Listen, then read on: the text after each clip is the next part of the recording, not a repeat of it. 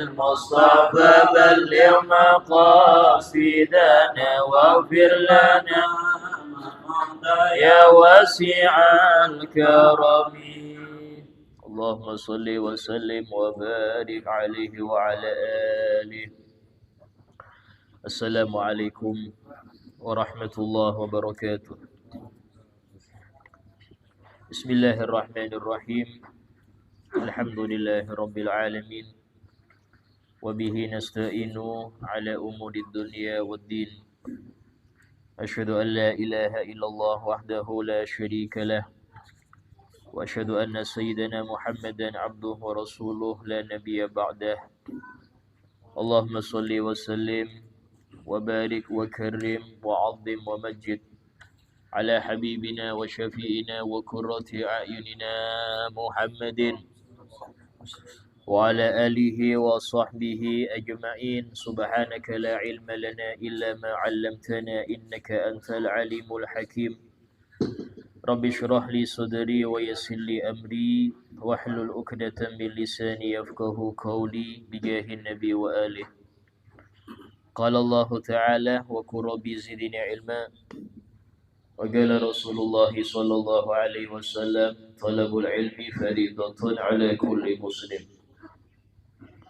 وقال الإمام الشيخ عبد الصمد البلنبي رضي الله عنه ورضي عنا به ورحمه الله ورحمنا به ونفعنا به في الدارين آمين.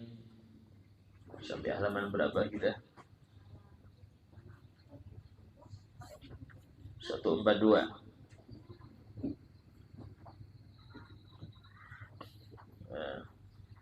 Baris berapa itu?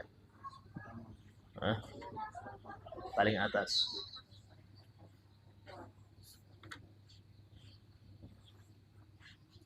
Oh, berarti nyambung ke yang sebelumnya ini. Kita ke halaman 141 ya. Baris ke-6 dari bawah.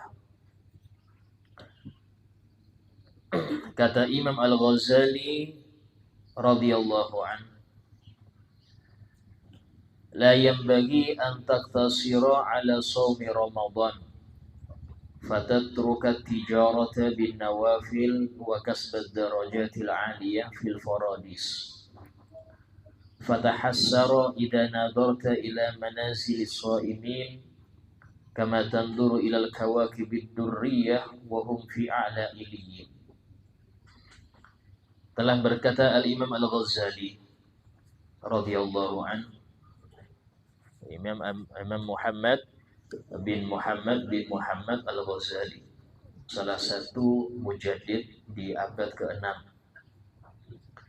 Beliau mengatakan, dan tidak seyogyanya artinya tidak baik jika engkau hanya mengerjakan puasa Ramadan saja. Ya, memang ini yang wajib Ramadan.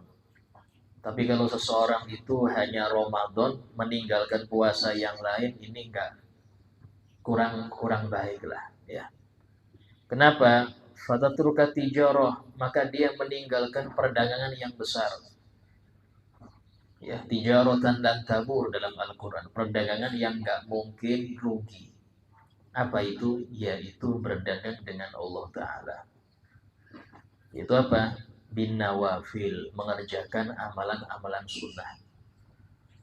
Amalan sunnah ini disebutkan di antara faedahnya adalah untuk mendapatkan cinta Allah Subhanahu wa Ta'ala. Dalam suatu hadis Nabi SAW, dalam suatu hadis qudsi, Allah Ta'ala berfirman. Hadis qudsi ini firman Allah tapi dibahasakan oleh Nabi Muhammad. Kalau Quran, firman Allah langsung lafadznya dari Allah. Sehingga Jibril menyampaikan apa itu sudah, tanpa ditambah dan dikurangi oleh Nabi. Tapi kalau hadis qudsi, itu kalam Allah langsung kepada Nabi, tapi bahasanya oleh Nabi. Dalam hadis qudsi, Allah Ta'ala berfirman, la yazalu 'abdi yataqarrabu ilayya bin nawafil hatta uhibbah. Senantiasa hambaku mendekat diri kepadaku dengan amalan-amalan sunnah sampai aku cintai. Nah, ini artinya kata ulama, amalan sunnah itu mendapatkan predikat dicintai oleh Allah. Cuman hati-hati, jangan sampai meremehkan yang wajib. Karena disebutkan dalam kalimat yang sebelumnya, bahwasanya yang paling Allah cintai pada seorang hamba itu adalah ketika dia melaksanakan apa yang Allah wajibkan. Itu nggak ada duanya itu. Ya, tidak ada duanya. Melaksanakan kewajiban dari Allah itu nggak ada lagi tandingannya. Nah, cuman kalau sudah yang wajib beres, masalahnya siapa dari kita yang bisa mengerjakan yang wajib semua itu siapa? Maaf, belajar tentang yang wajib apa saja itu aja masih banyak teledor, Pak. Kita menganggap belajar agama itu kalau ada waktu senggang. Ya, kalau ada waktu kosong hadir. Kalau sibuk ya maaf, dunia lebih penting daripada majelis. Ya, seperti ini repot. Sehingga dia bagaimana bisa tahu apa yang wajib sementara belajar sendiri itu wajib. Kata ulama mengatakan kalau mau kita bahas kewajiban secara global, itu ada kewajiban kepada Allah, ada kewajiban kepada hamba. Kewajiban kepada Allah itu rukun iman, rukun Islam. Bas, kalau ini beres aman. Tapi ketika Anda hidup di tengah hutan, nggak ada saudara, nggak ada tetangga, nggak ada istri, nggak ada anak, aman itu. Kenapa? Karena Anda nggak punya hak kepada manusia, yang ada hanya pada Allah. Tapi ketika Anda memiliki orang tua, memiliki istri, memiliki anak, ada tetangga kiri kanan, maka ada hakul ibad, haknya hamba, kewajiban kepada hamba yang Anda tanggung jawabkan nanti di hadapan Allah. Ini banyak yang lalai. Kewajiban kepada hamba yang Anda pertanggungjawabkan di hadapan Allah. Namanya hakul ibad. Paling tingginya hakul ibad, hakun Nabi Sallallahu Alaihi Wasallam. Paling tingginya haknya hamba siapa? Adalah haknya Nabi. Nabi itu punya hak besar kepada kita. Ya, sehingga itu wajib dipelajari. Bisa dipelajari, baru laksanakan. Apa diantaranya? Mengenal Nabi. Mengenal itu sampai kepada level Anda mencintai Nabi. Gak cukup itu, sampai kepada level tidak ada manusia yang paling Anda cintai kecuali Nabi Muhammad. Kalau sudah nyampe level itu, berarti Anda iman sempurna. Tapi kalau masih belum, saya masih cinta diri saya daripada Nabi. Saya masih cinta istri saya daripada Nabi. Nah, itu belum. Buktinya, ini buktinya ada. Apa itu? Gak tega maksa anak belajar agama, gak tega. Wis terserah dia, Ustaz mau belajar di mana terserah. Gak tega saya nyuruh, berarti Anda lebih cinta anak daripada Nabi. Karena Nabi yang nyuruh Anda mengarahkan anak ini untuk ngerti agama. Berarti Anda lebih memilih kasihan ke anak ini daripada kepada Nabi. Itu aja. Gak tega nyuruh istri jadi bapak, gak tega. Takut ribut. Si keluyuran menjemahkan ketat, gak tega mau marah. Padahal Nabi yang nyuruh. Kalau Anda cinta Nabi lebih besar, Anda harus tega. Anda harus berani marah. Kenapa? Karena cinta Anda pada Nabi mengarahkan Anda untuk itu. Kemudian hak orang tua. Di mana Allah Ta'ala berfirman, wa qada rabbuka alla ta'budu illa iyyah wa bil walidaini ihsana. Dan Allah sudah mewajibkan Yaitu apa? Jangan kalian menyembah kecuali Allah Ta'ala dan berbuat baiklah pada orang tua. Di sini Allah sandingkan berbaik pada orang tua dengan mengesahkan Allah disandingkan. Artinya apa? Besar ini kewajiban, haknya orang tua. Kemudian ada haknya pasangan. Sehingga wajib seorang suami ngerti kewajiban dia sebagai suami itu apa. Jangan hanya nuntut hak Anda, tapi kewajiban Anda itu apa. Seorang istri juga wajib dia belajar apa kewajiban saya sebagai istri itu apa. Kemudian haknya anak. Kewajiban orang tua terhadap anak itu ada. Banyak orang tua nuntut anaknya berbakti, tapi dia nggak pernah ngasih hak anak atas dia. Disebutkan ketika seseorang lapor kepada Sayyidina Umar bin Khattab, khalifah waktu itu, akan nakalnya anaknya. Maka dipanggil sang anak ini, karena dia nggak bakti sama orang tua. Dulu ya, khalifah itu, Masya Allah, yang diurus ini sampai urusan anak durhaka loh diurus. Sampai urusan anak durhaka, itu yang urus khalifah, Pak. Lapornya ke presiden. Kenapa? Karena ini perkara besar. Sehingga anak itu bilang, wahai khalifah, bukankah orang tua juga punya kewajiban kepada anak? Oh iya, kata khalifah. Betul. Apa saja ya khalifah? Disebutkan. Pertama, memilihkan untuk dia ibu yang soleha. Jadi sebelum anak itu lahir, calon bapak, ya, calon suami itu punya kewajiban milih untuk calon ibu anak-anaknya itu yang baik. Bukan asal dia seneng, asal ini dah. Ada hak anak di situ. Ketika dia salah milih, ada hak anak.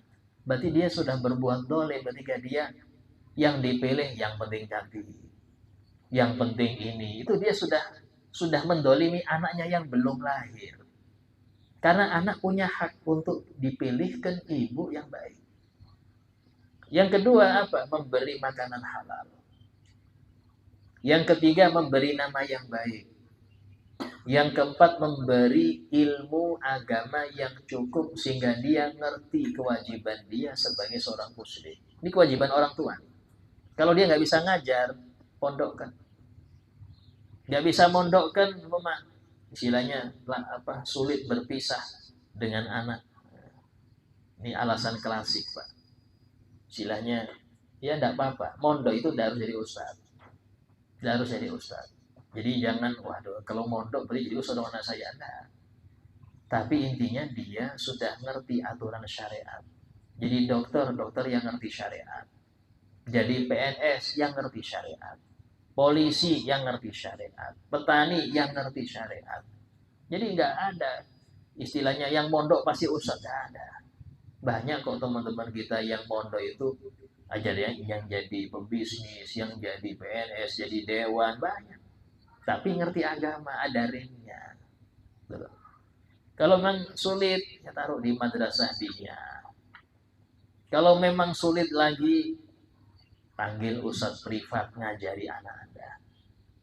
Kalau memang masih sulit lagi, bawa dia ke pengajian, hadir dengan Anda. Itu terakhir sudah. Ya, terakhir pilihan. Kalau Anda memang nggak bisa ngajari. Nah, 4 ini haknya anak atas orang tua. Kata anak tadi, wahai khalifah, ini ayahku, satu pun dari hal itu nggak pernah dikasih ke saya. Dia nyari istri, ya, ini seorang non muslim jadi gadis. Saya lahir ibunya model ini. Namanya nama hewan dikasih ke saya. Kasih nama hewan untuk anaknya. Kemudian kerjanya juga sembarangan. Yang penting saya bisa makan itu. Tidak mikir ini hal tidak mikir.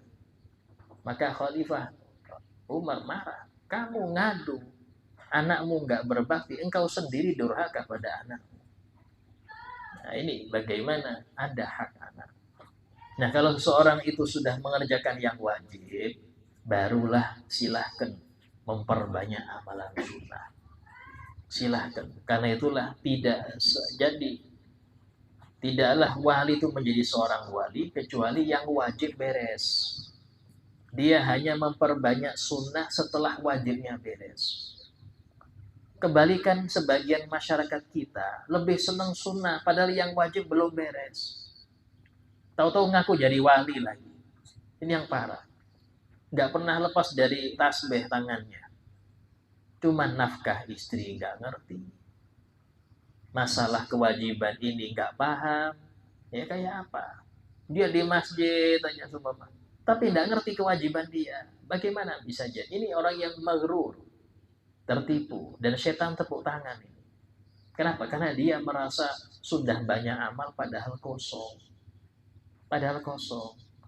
Suruh tanya ulama, ngapain tanya? Saya lebih banyak zikirnya daripada ulama saat itu. Saat itu jarang zikir, saya yang lebih banyak zikir. Padahal kalau dia tanya akan kasih tahu sampai ada yang kewajiban yang belum beres, Pak. Nah ini yang penting, yang banyak orang nggak paham di situ.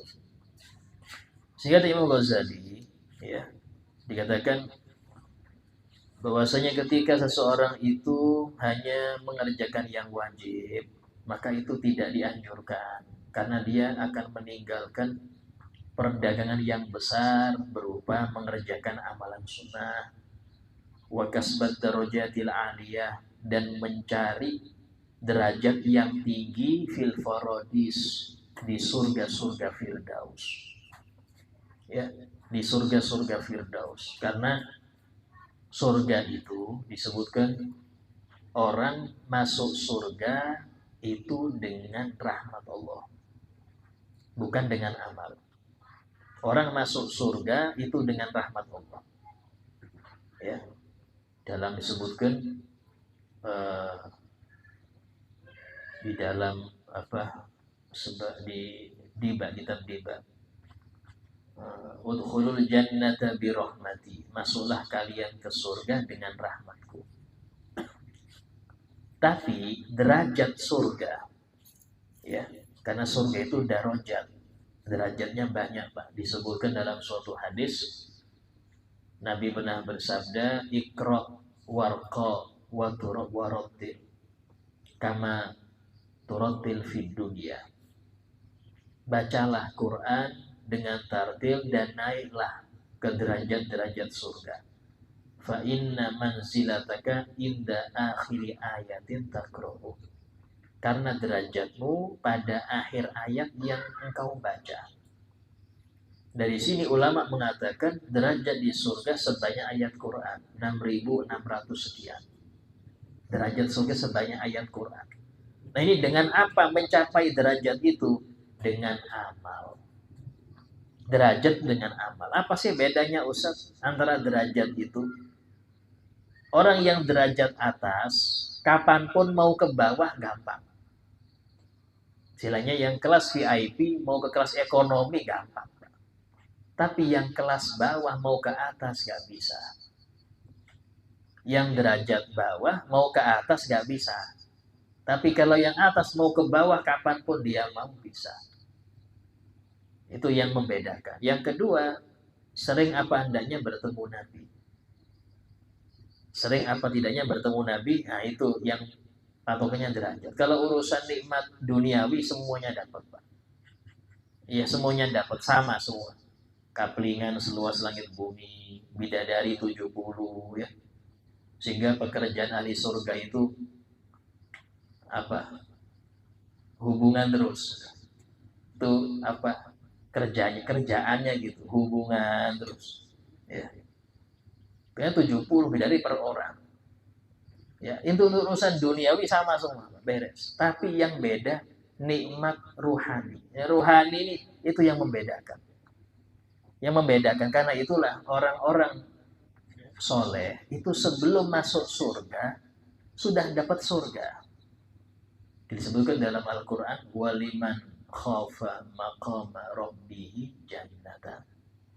Dan bagi orang yang benar-benar takut kepada Allah di dunia, dia dapat 2 surga. Al-Habib Abdullah bin Musna Al-Aqtas, Keramat Empang Bogor, wali besar yang beliau itu termasuk ahli tafsir. Bukan cuma tafsir diroyah, Tapi tafsir isyarah beliau itu paham. Kalau tafsir dibagi ada 3, ada diroyah, ada riwayah, ada isyarah. Isyarah itu kalau nggak wali nggak bisa. Ya, beliau sudah nyampe makom bisa tafsir isyarah. Yang mana beliau mengatakan mengartikan jannatan di sini jannatun fid dunya wa jannatun fil akhirah. Apa jannatun fid dunya? Yaitu kenikmatan mereka secara rohani itu sudah dapat. Sampai-sampai mereka ini ada yang mengatakan seandainya kenikmatan ini ada di surga, maka kami betah di surga. Kalau cuman urusan ini kami nggak senang. Bukan itu yang kita cari. Kami nggak senang urusan ini. Sampai pernah Habib Hasan bin Soleh Al-Bahr, ya, beliau ini termasuk wali besar ya di masa Habib Abdullah bin Husain bin Thohir. Yang mana amaliyah beliau itu diantaranya setiap habis sholat isya beliau sholat 2 rakaat. Rakaat pertama hatam Al-Quran. Rakaat kedua baca Al-Ikhlas 90.000 kali. Dan ini sampai akhir hayat. Hasan bin Soleh Al-Bahr, ada riwayatnya itu ada. Tuh beliau pernah suatu malam waktu munajat, maka Allah mengizinkan beliau itu mencium aroma surga dan diperlihatkan apa yang di surga itu. Apa kata beliau? Ya Allah, Allahumma lal kusur la walal hur. Ya Allah, aku enggak pengen istana-istana ini, enggak pengen bidadari, enggak pengen. Walakinnal hudur, tapi aku yang inginkan hadir terus bersama engkau, warafis sutur, dan tersingkap hijab. Itu yang dicari. Ya, itu yang dicari. Kadang-kadang Allah ini ya apa? Ngetes ya. Termasuk ngetes itu keramat, Pak. Banyak orang kadang-kadang puasa sekian hari, sholat malam, yang dicari apa? Keramat. Ya selalu dikasih, tapi itu remeh, itu permen. Cari yang besar, apa yang nyari keramat itu? Karena karomah itu, ya, itu karomah ini kemuliaan yang suri, bentuknya toh. Belum tentu mulia, karena Dajjal pun dapat. Kalau urusan sakti, Dajjal itu sakti. Mak lampir lo sakti. Apakah dia jadi wali? Ya mana ada. Ya. Tapi bukan itu yang dicari.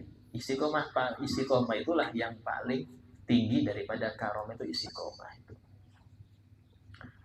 Nah, itu sehingga dalam hal ini pencapaian derajat surga itu dengan amal, tapi masuk surga dengan rahmat. Kekalnya di surga dengan niat. Nah ini. Kekalnya di surga dengan niat. Orang beramal cuma 70 tahun. Itu pun belum tidurnya, belum berguraunya, belum makannya. Tapi sama Allah dibalas selamanya. Bukan 7 juta tahun, 7 miliar tahun. Kan? Selamanya. Dan ibadahnya dia cuma 70 tahun. Kenapa? Karena dia punya niat. Seandainya saya kasih umur 1000 tahun, tetap saya sholat 5 waktu. Tetap saya kalau Ramadan puasa. Tetap saya mengesahkan Allah. Dia punya niat itu. Maka Allah balas dengan niatnya itu abadi di surga. Sama orang kafir. Orang kafir itu kufurnya paling 70 tahun. Ya, nggak sampai sejuta tahun, nggak sampai, Pak. Tapi mengapa Allah masukkan dia di neraka selamanya? Padahal dia maksiatnya nggak selamanya kok. Dia maksiatnya cuma 70 tahun aja. Karena dia niat. Dia niat kapanpun, berapapun banyak umur dia, tetap dia kufur pada Allah. Tetap dia nyembah berhala, nyembah ini, tetap dari situlah Allah buat dia kekal di neraka. Sehingga kata ulama, barang siapa seorang mukmin tapi naudzubillah ya punya niat pengen nyicipin kufur, nantilah umur sekian ini pengen nyicip, waktu dia niat itu langsung murtad dan wajib syahadat. Wajib syahadat. Ya. Tapi kalau dibalik orang kafir nih, ya nantilah umur 60 baru saya mau syahadat, nggak ada faedah. Bukan berarti dia langsung Islam, tidak. Karena aturan Islam harus syahadaten. Syahadaten harus. Kalau enggak itu enggak cukup. Cuma niat enggak bisa diterima. Harus dia syahadaten. Ya. Nah, kemudian fatahassara idza nadarta ila majlis shaimin, maka khawatir kamu akan merasa nyesel jika kamu melihat derajat orang-orang yang ahli puasa sunnah di dunia. Kamu akan nyesel. Kama tanduru ilal kawakibid durriyah, sebagaimana engkau melihat bintang gemintang yang di langit. Lihat bintang, oh, itu tetangga saya itu teman saya, kok bisa jauh gitu derajatnya? Karena Anda cuma yang fardu, dia ngamalkan sunnah. Mau ke situ nggak ada waktu. Kalau dia mampir bisa, Anda ke situ cuma bengong aja. Sehingga ada seseorang majikan disebutkan dalam suatu hadis, seorang majikan, ya, itu derajatnya di surga kalah dengan budaknya. Budaknya lebih tinggi. Hanya dia lapor, komplain, ya Roh, saya kan majikan dia. Kenapa dia lebih tinggi? Oh iya, waktu engkau tidur dia sholat. Waktu engkau ngorok dia berzikir. Walaupun dia budak, tapi Allah nggak mengenal itu. Yang Allah lihat bagaimana kesehariannya. Dari sini ada kalanya orang yang kita anggap rendah itu lebih tinggi. Berapa banyak murid itu mendahului gurunya di dalam derajat. Berapa banyak murid nanti di akhirat mendahului gurunya dalam derajat. Kenapa? Karena ini urusan amal, Pak. Nggak bisa dibendung, amal nggak bisa dibendung. Karena itulah yang paling dicari oleh orang-orang soleh itu apa? Suatu amalan yang kalau mereka meninggal, tapi amalan ini nggak ikut mati. Amalan ini masih hidup. Ya. Apa yang paling hebat itu? Mencetak ustaz. Nah, ini paling hebat nih. Mencetak ustaz. Kalau Anda mungkin bangun ya. Bangun itu, kalau tempat itu dipakai ibadah, pahala ngalir. Kalau nggak dipakai, ya sudah stop. Karena itulah nggak boleh menjual barang wakofan. Karena akan terputus. Orang yang wakaf dulu terputus sudah. Jangan dijual. Barang wakafan itu la yuhab wa la yuroth, nggak boleh dihibahkan, nggak boleh dijual, dan nggak boleh diwariskan. Itu barang wakaf. Kenapa? Karena biar ngalir terus untuk orang yang. Tapi ada catatannya. Kapan ngalir? Ketika dibaca, kalau itu wakaf Quran. Ketika dipakai ibadah, kalau itu mungkin pakaian atau tempat ibadah, mungkin dia keramiknya, mungkin dia semennya, mungkin ya itu masih ada, itu berpahala. Tapi kalau nggak dipakai, sudah pindah, sudah ini, selesai sudah, jadi salah. Ya. Nah ini perbedaannya. Tapi kalau orang yang Anda ajari, apalagi dia sampai jadi pengajar nanti, ini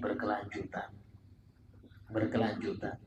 Istilahnya itu dia santai, transfernya pahala terus. Karena itulah Nabi kita Muhammad SAW itu setiap detik naik derajat. Kenapa? Setiap umatnya beramal, beliau dapat. Umatnya beramal, beliau dapat. Dapat naik terus. Ya, istilahnya kalau kita pernah tahu bisnis MLM, nah seperti itulah.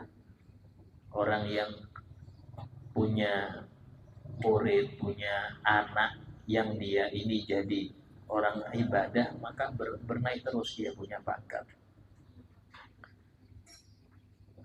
Wahum fi ala iliyin. Sementara orang-orang yang puasa itu di ala iliyin, di tingkat iliyin yang tertinggi.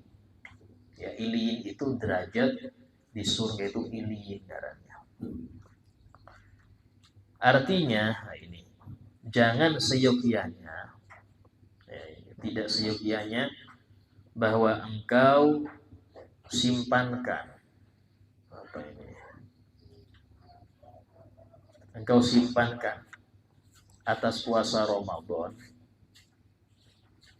ini disingkat maksudnya ya, engkau singkatkan puasa Ramadan saja, padahal engkau tinggalkan perniagaan akhirat. Sementara engkau tinggalkan perniagaan akhirat, yaitu dengan berbuat puasa sunnah. Dan mengasihi, yaitu menyesal akan beberapa derajat yang tinggi di dalam surga, yang bernama Firdaus. Maka jikalau engkau tinggalkan yang demikian itu, niscaya menyesal engkau ketika melihat kepada derajat yang tinggi tempatnya kediaman orang yang puasa sunnah itu. Ya, tinggi tempat kediaman orang yang puasa sunnah itu seperti engkau melihat kepada bintang yang sangat bercahaya pada setinggi-tinggi tempat yang di dalam surga. Ya, ini tadi saya bahas sudah. Ya. Nah, kemudian bermula hari yang sunnah, mempuasakan dia lagi saat besar kelebihannya dan besar pahalanya. Ini sekarang membahas masalah puasa sunnah. Khilaf ulama, apa amalan sunnah yang paling utama?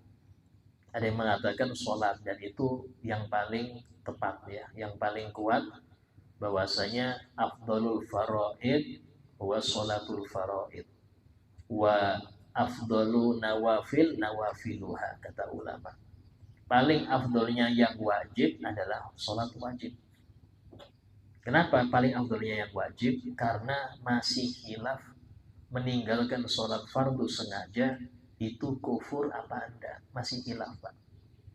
Tapi kalau meninggalkan puasa sengaja nggak sampai kufur, sepakat ulama. Meninggalkan zakat sengaja nggak sampai kufur. Tapi kalau meninggalkan sholat sengaja, ada yang bilang kufur. Dengan hadis Nabi pernah bersabda, man tarokaha faqad kafar. Yang meninggalkan sholat langsung kufur. Ada hadisnya. Ini loh, cuman tadi sama ulama masih dihilafkan ini. Apa hilafnya? Ya ada yang mengatakan ini kalau dia menghalalkan. Artinya nganggap gak apa-apa kok gak sholat kufur. Walaupun dia sholat terus, tapi menganggap gak wajib. Oh, ini gak wajib. Saya sudah bayar kok ke guru saya, aman aja. Kufur sudah. Ya, sehingga dalam hal ini itu untuk yang mustahil, yang menghalalkan. Karena itulah paling wajibnya kewajiban itu sholat. Dan paling afdolnya sunnah itu sunnah sholat. Sholat sunnah itu paling afdolnya. Ya, baru kemudian diikuti oleh puasa. Nah, dikatakan di sini bermula hari yang sunnah, mempuasakan dia lagi sangat besar ya, sangat besar kelebihannya dan besar pahalanya dan kemuliaannya.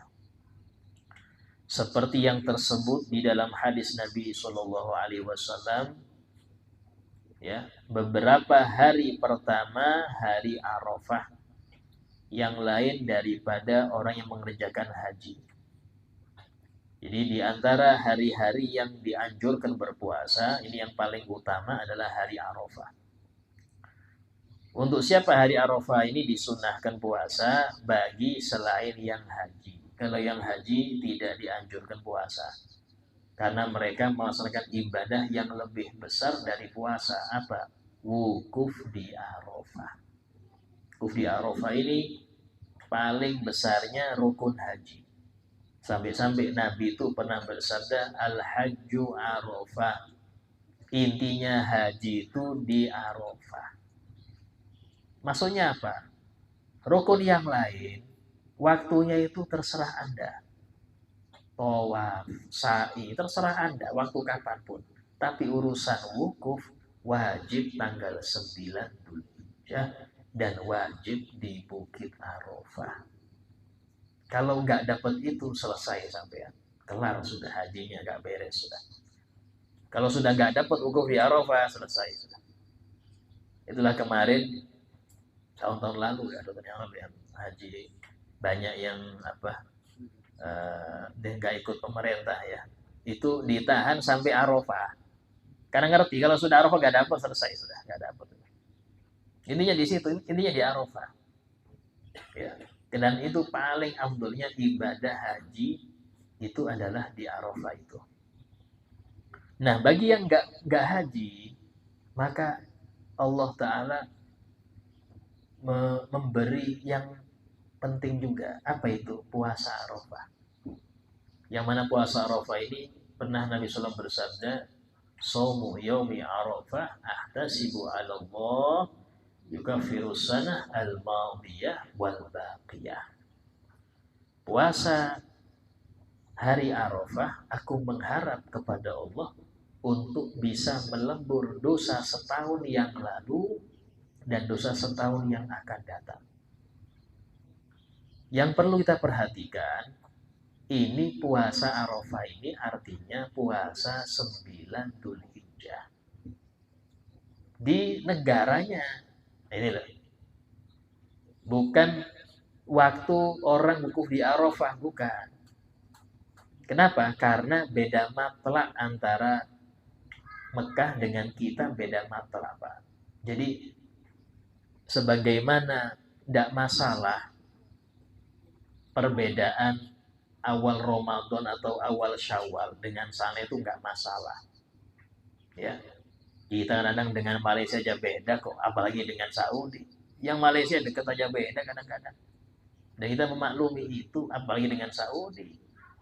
Ya, sehingga kalau sudah urusan ucapan 9 Dzulhijjah, maka kalau di sana awal Dzulhijjahnya hari Sabtu, terus kita awal Dzulhijjahnya hari Jumat, ya wajar beda 9 Dzulhijjahnya. Ya, jadi jangan akhirnya sana belum Arafah, kita kok sudah puasa Arafah. Ya beda, masalahnya kita tanggal 9-nya hari sekian, yang sana belum. Itu tidak masalah ya. Jadi jangan sampai ngikutin harus Arafahnya harus sama, tidak masalah karena urusan matlak ya, urusan kelihatan nggak hilal di awal bulan, itu aja patokannya.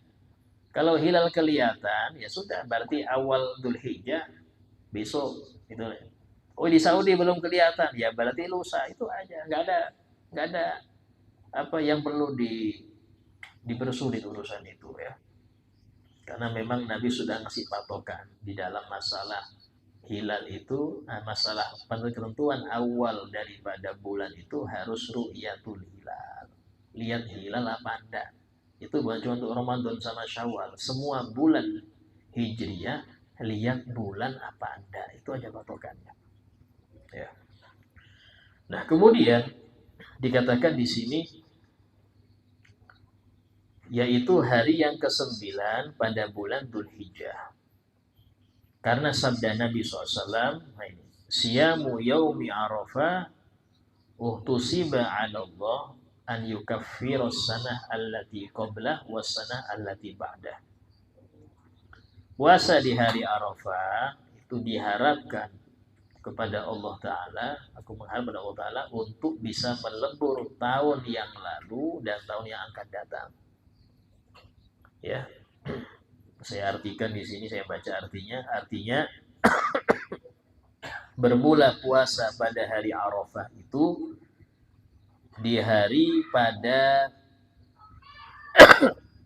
diharap daripada Allah Ta'ala bahwa menghapuskan akan dosa pada tahun yang dahulu dan pada tahun yang kemudian. Kata ulama menjelaskan apa yang dimaksud menghapus dosa tahun yang lalu. Itu as-shaghair, dosa-dosa kecil. Yang bisa dihapus oleh amalan-amalan, ketaatan-ketaatan. Yang mana Allah Ta'ala berfirman, innal hasanat yudhibnas sayyiat. Sesungguhnya hal-hal yang baik bisa menghilangkan hal-hal yang buruk. amalan baik itu bisa menyelebur dosa-dosa yang buruk. Dosa ini dosa apa? Dosa kecil. Dosa kecil ini dosa, di sini itu ada dua ya, udah bagi dosa ada dua. Ada dosa yang kita dengan Allah, ada dosa kita dengan manusia.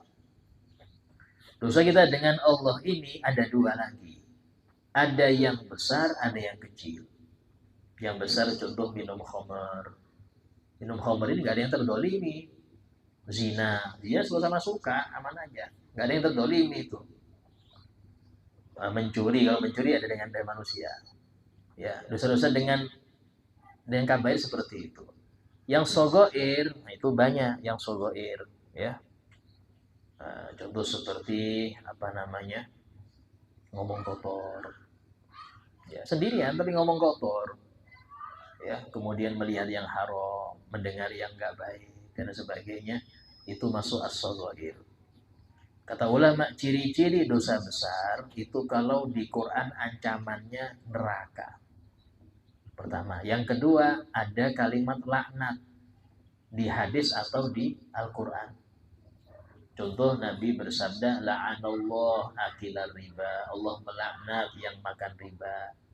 Dalam hadis lain, la'anallah al-mutasyabbihina minar rijal bin nisa, Allah melaknat laki-laki yang nyerupai perempuan alias bencong, itu Allah laknat.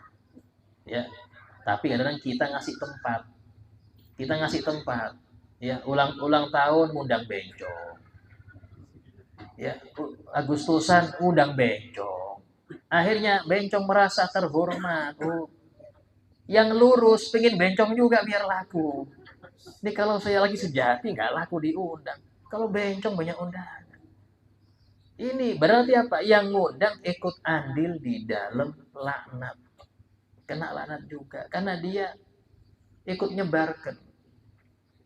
Ya, salon yang laki-laki tulen jarang yang datang. Ini salon bencong rame. Ya Allah, di Grogol nggak tahu ini di mana. Dulu katanya dulu banyak salon bencong.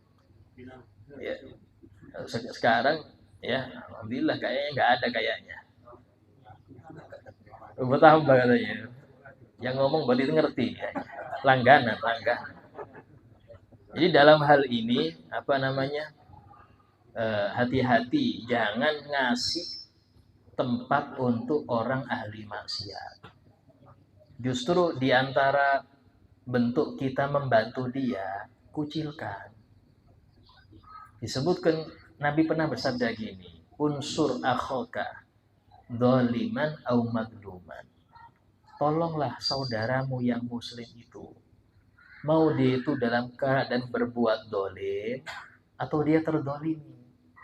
Sahabat bingung, ya Rasulullah, kalau yang terdolimi kami akan membantu, kami tolong dia terdolimi. Nah, terus nolong yang dolim kayak apa? Kata Nabi, kuffa'an dulmi, cegah dia, jangan sampai berbuat dolim. Artinya apa? Orang ahli maksiat jangan kasih tempat, kucilkan dia sampai dia sadar dia salah. Jadi ngucilkan orang ahli maksiat itu ibadah, termasuk Anda sayang pada dia. Bahkan di dalam fikih itu disebut dalam hadis, la yahillu li muslimin an yahjura akhahu fawqa salas. Enggak halal bagi seorang muslim untuk mendiamkan sesama muslim saudaranya lebih dari 3 hari. Enggak boleh, mendiamkan enggak boleh. Tapi kata ulama dengan catatan bukan urusan syariat. Urusan syariat enggak apa-apa. Ya, ada temen nih jarang sholat subuh, maka kita diamkan dia. Gak usah diajak ngomong.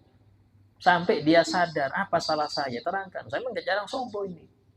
Akhirnya dia bisa memperbaiki diri. Nah itu, mendiamkan gak apa-apa. Sampai sebulan gak apa-apa sampai. Kenapa? Urusan syariat. Ya, urusan syariat. Diundang temen nih. Ya, yang ngundang nanggap orkes apa. Anda jangan hadir. Kan ini hak muslim untuk kalau diundang dihadiri. Iya. Tapi Anda nggak hadir biar dia sadar. Kenapa Anda nggak hadir? Oh, karena saya ngundang gini. Berarti nggak baik. Kalau Anda tetap hadir, berarti dia bilang, oh berarti baik juga. Usahanya hadir juga. Nyawir lagi usahanya. Usahanya nyawir. Ini hati-hati ya dalam hal ini, penting untuk kita mengerti. Di situ namanya watawasau bil haq, saling berwasiat akan kebenaran. Itu termasuk ciri orang yang gak rugi. Ciri orang yang rugi watawasau bil haq. Nah kemudian itu yang dimaksud. Berarti kalau dosa besar gak diampuni, Pak. Wajib taubatan nasuh. Tobat yang benar-benar. Artinya apa? Tobat benar ini yaitu menyesal, berhenti dari dosa itu, dan berjanji dan akan mengulangi. Kalau itu ada hak dengan orang, mencuri, korupsi, ini, maka wajib kembalikan apa yang sudah dia ambil dan minta halal pada orang yang terzalimi. Itu kalau dosa besar, taubatan nasuh seperti itu, taubatan nasuha. Ya. Nah, adapun yang dimaksud melebur dosa yang akan datang itu maksudnya kayak apa? Artinya kalau benar-benar puasa Anda diterima oleh Allah, puasa sah itu belum tentu diterima. Amalan yang sah belum tentu diterima. Nah, ciri-ciri diterima ya itu diantaranya Anda lupa amal Anda. Kalau diingat-ingat itu berarti biasanya mardut itu ditolak itu. Ya. Kemudian kalau itu diterima amal Anda, maka Allah akan memberi Anda taufik tidak mengamalkan maksiat sepanjang tahun. Akan diberi penjagaan oleh Allah setahun itu Anda tidak bermaksiat. Kalau pontoh Anda jatuh maksiat, langsung Allah ingatkan Anda sehingga Anda beristighfar. Di antara ciri orang-orang bertakwa disebutkan dalam Al-Quran. Ayatnya agak panjang ini ya. Allah berfirman, wasari'u ila maufiratin min rabbikum wa jannatin 'arduha as-samawati wal ard uiddat lil muttaqin alladzina yunfiquna fis sarra'i wad dharra wal kadhiminal ghaidha wal 'afina 'anil nas wallahu yuhibbul muhsinin. Ini ada di sini akhirnya ada 4 ciri muttaqin. Ya. Apa itu? Pertama, yang mereka ini berinfak dalam keadaan lapang ataupun sulit, tetap infak. Yang menjaga emosinya, menahan emosi, nggak gampang marah. Ya. Kemudian gampang memaafkan orang dan senang berbuat baik. Nah, ayat yang kedua, ini yang ciri kelima, apa itu? Alladzina idza fa'alu fahishatan aw dzalamu anfusahum dzakarullah. Ciri kelima orang bertakwa yang jika mereka ini mengerjakan perbuatan buruk langsung ingat Allah. Artinya apa? Orang bertakwa itu bukannya nggak pernah maksiat, tapi ada tergelincirnya, cuman langsung ingat. Bedanya itu langsung ingat, langsung sadar, langsung istighfar, sehingga tidak sempat ditulis oleh Raqib Atid, langsung istighfar. Wa may yaghfiru dzunuba illallah. Siapa yang bisa mengampuni kecuali Allah? Gak ada. Nah, ini ciri-ciri orang bertakwa di situ. Artinya ada kalanya orang tadi yang diterima puasa Arafahnya untuk tahun selanjutnya itu dia ada maksiat, tapi langsung ingat, langsung di istighfari, langsung dia beramal soleh sehingga terhapus itu dosa dia. Itu ciri yang dimaksud dengan diampuni dosa setahun yang akan datang. Ya, jadi bukan berarti enak maksiat, ini repot ini, sudah terjamin Ustaz saya sudah puasa Arafah kok yang lalu. Oh, enggak, artinya Anda terjaga pandang. Ya. Nah, kemudian dikatakan di sini dan yang kedua, ya, kemudian yang kedua hari Asyura. Ini yang kedua daripada puasa sunnah ada hari Asyura, yaitu yang 10 pada bulan Muharram. Ya, 10 Muharram namanya Asyura. Kalau 9 namanya Tasu'a. Hari Asyura ini hari yang sempat menjadi wajib puasa sebelum datangnya ayat puasa Ramadan. Jadi sahabat Nabi dan para sahabat sebelum turunnya kewajiban puasa Ramadan, itu kalau nggak salah puasa Ramadan itu ayatnya ya ayyuhalladzina amanu kutiba alaikumussyam. Itu turun pada tahun kedua Hijriah. Artinya setelah Nabi hijrah ke Madinah 2 tahun kemudian baru turun ayat itu. Berarti apa? 13 tahun di Mekah itu belum ada puasa Ramadan, Pak. Belum ada. Nah, puasa apa Ustaz waktu itu? Puasa Asyura. Jadi puasa Asyura itu menjadi wajib sebelum turunnya perintah Ramadan.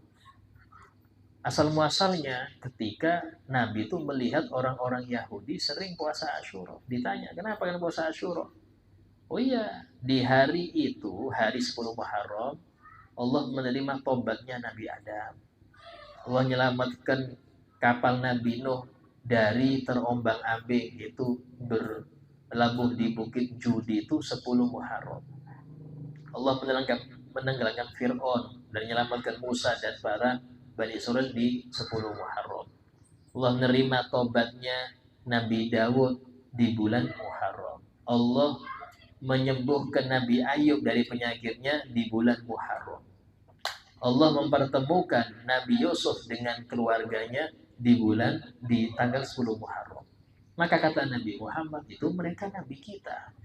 Maka kami lebih berhak untuk berpuasa merayakan itu daripada kalian. Jadi orang-orang Yahudi itu ngerti, nabi-nabi itu ngerti mereka. Cuman kufurnya satu, nggak percaya Nabi Muhammad itu aja. Kalau urusan nabi-nabi mereka yakin betul, yakin betul. Sehingga akhirnya Nabi mewajibkan puasa itu kepada para sahabat setiap 10 Muharram. Nah, untuk puasa Tasu'a itu anjurannya Nabi nggak pernah ngamalkan, cuman punya niat. Di tahun terakhir sebelum Nabi wafat, Nabi itu pernah bersabda gini, lain baqitu ila tasik la asuman lain baqitu ilal qabil la asuman la tasik. Seandainya aku masih hidup sampai tahun depan, aku akan berpuasa tanggal 9. Ini waktu sunnah ya, waktu turun ayat Ramadan, Asyura jadi sunnah, gak jadi wajib. Cuman Nabi nggak pernah puasa 9, hanya niat.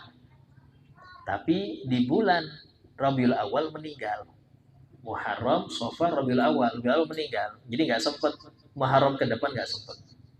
Dari sini kata ulama mengatakan niatnya Nabi bisa jadi syariat. Niatnya Nabi walaupun belum dilakukan itu bisa menjadi syariat. Dan contohnya apa? Contohnya puasa Tasu'a itu. Ya. Kenapa? Kata ulama mengatakan karena Nabi itu nggak seneng mengikuti Yahudi itu nggak seneng. Karena itulah Nabi menyuruh berpuasa sebelumnya atau setelahnya. Itu dengan 9-10 atau 10-11. Ya, untuk puasa Asyura seperti itu. Dan lagi-lagi itu tergantung kapan Ustaz? Ya tanggal itu hilalnya kapan itu aja. Kalau awal Muharram tahun barunya tanggal sekian, ya sudah hitung aja 10 hari setelahnya. Jangan berkiblat ke negara manapun, karena hilalnya kita nggak ngikut hilal manapun. Ya. Nah, itu yang dimaksud. Dalam disebutkan sabda Nabi Muhammad SAW, Siyamu yaumi Asyura uhtusiba 'ala Allah an yukaffira sanah allati qablah. Puasa di hari Asyura diharapkan kepada Allah untuk bisa melebur setahun yang sebelumnya. Jadi kalau Asyura cuma setahun sebelumnya. Kalau Arafah sebelumnya dan setelahnya. Karena itulah Arafah lebih unggul daripada Asyura. Padahal Asyura pernah wajib. Tapi kalau Arafah tidak pernah. Arafah dari awal sunnah. Cuman dari sisi pahala, ulama mengatakan Arafah lebih unggul dalam hal ini daripada Asyura. Insyaallah kita bahas ya puasa-puasa yang setelahnya pada yang akan datang insyaallah. Sebagai paripurna majelis yang mau bertanya silakan tanyakan.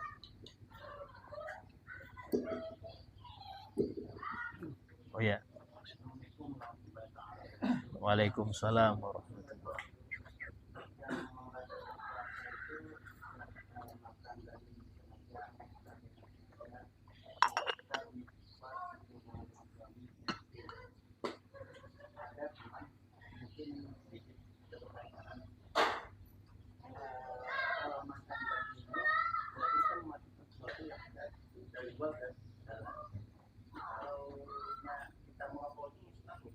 Kita apa?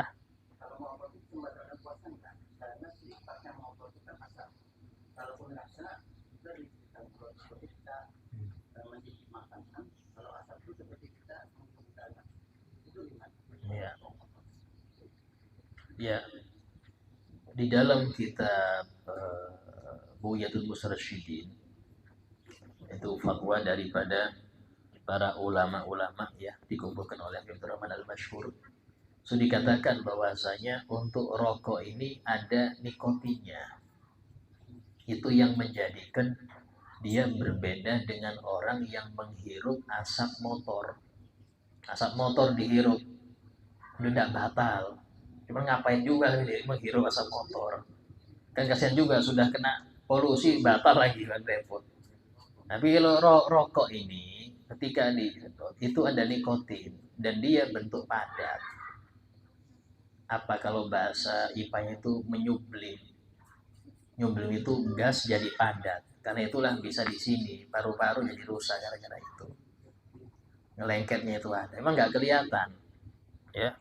Kalau beda kebalikannya kapur barus. Kapur barus ini padat ke gas. Kapur barus itu padat ke gas. Tapi kalau ini enggak dari gas ke padat. Dari situlah ulama mengatakan ini membatalkan. Ya, di situ.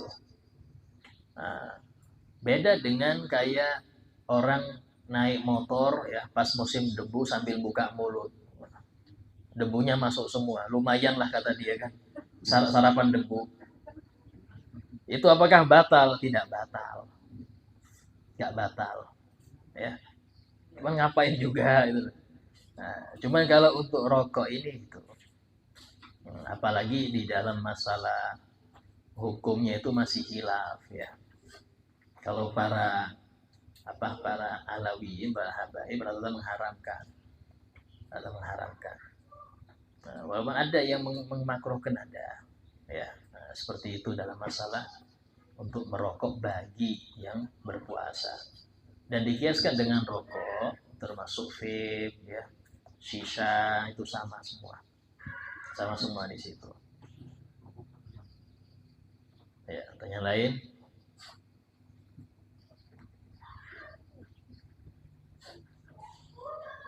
Ya. Orang yang berzina itu tadi kan taubatnya itu tadi sama suka. Ini urusannya dengan Allah Ustaz. Ini kalau gimana orang yang berzina ini yang satu yang kedua ini sudah menikah selingkuh. Nah, itu kan hukumannya rajam sampai mati kan Ustaz. Nah, misalnya dia mau bertobat pun harus ke yang suami yang laki-laki tadi harus minta ampun ke suaminya juga kan, yang suaminya selingkuhannya itu tadi Ustaz. Iya, itu ada hak manusia itu.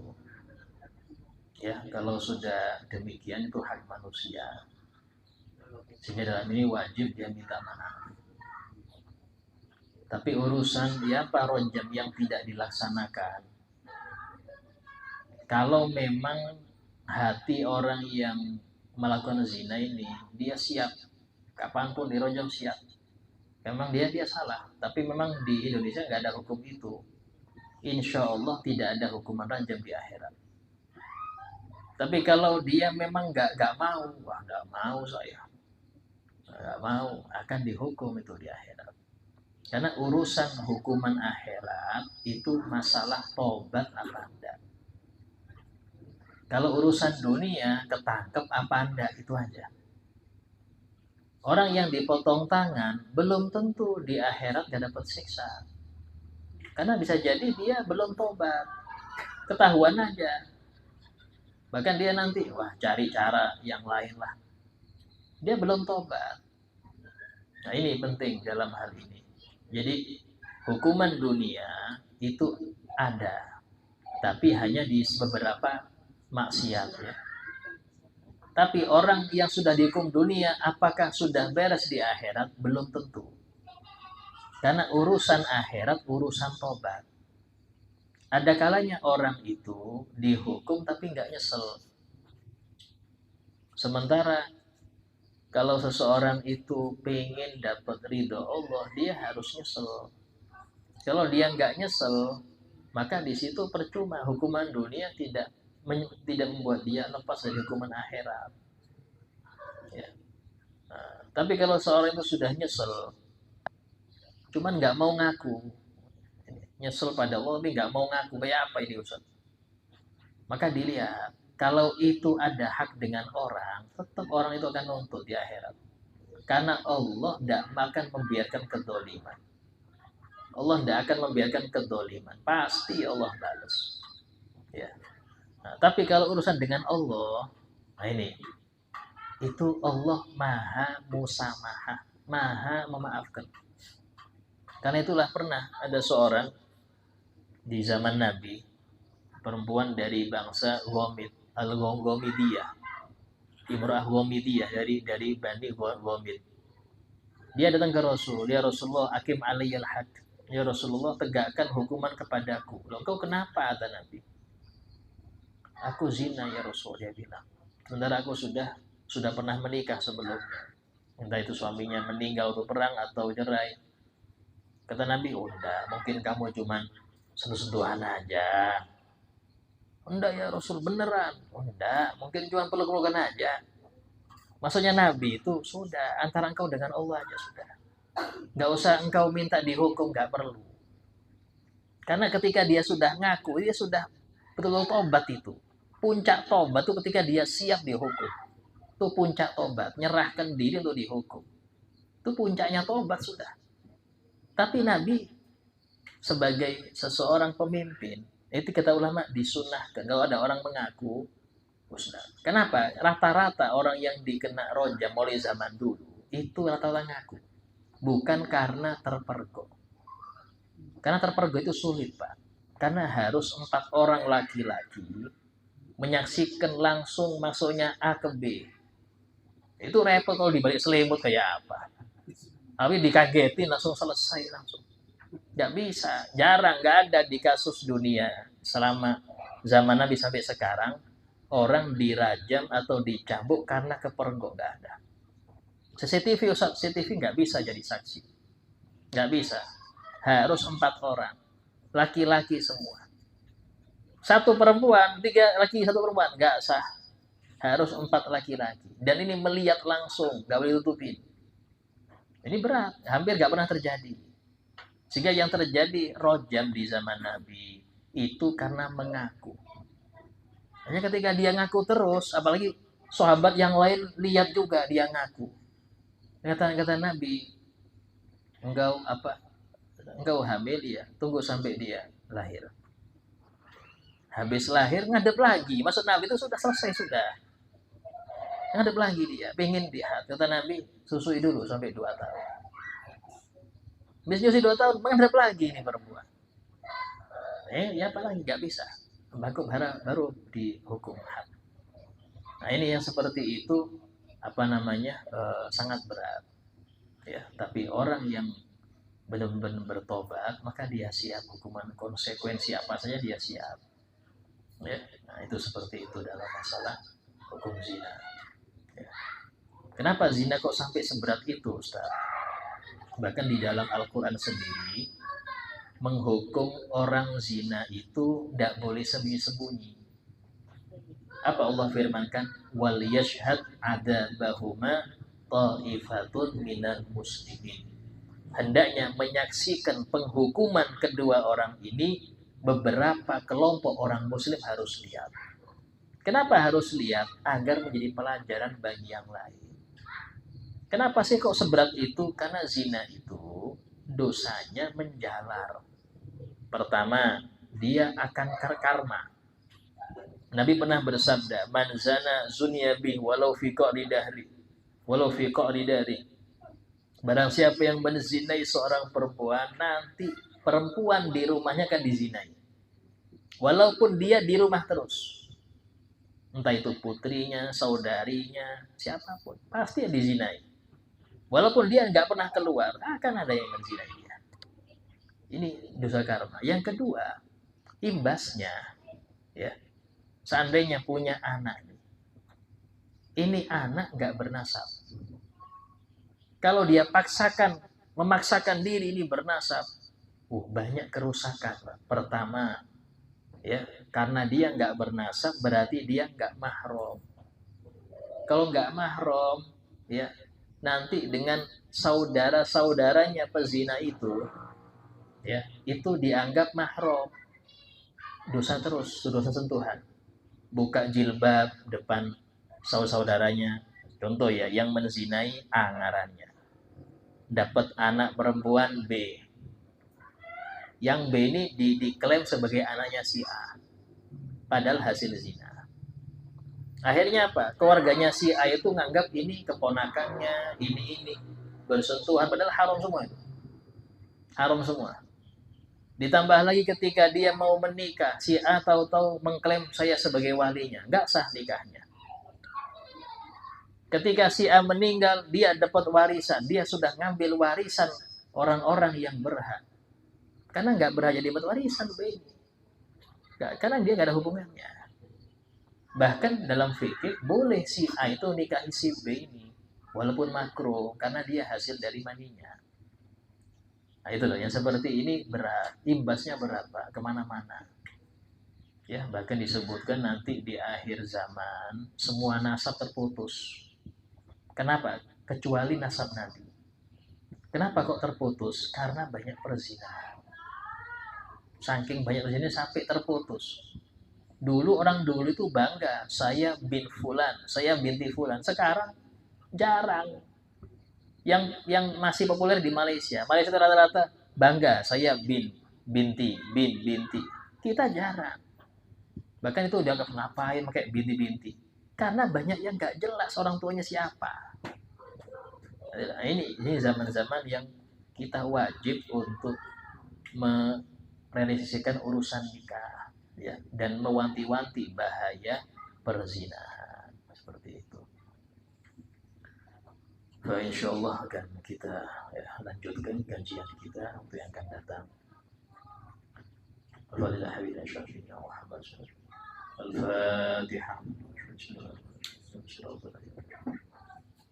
Kita membaca Timbil Qulub dulu.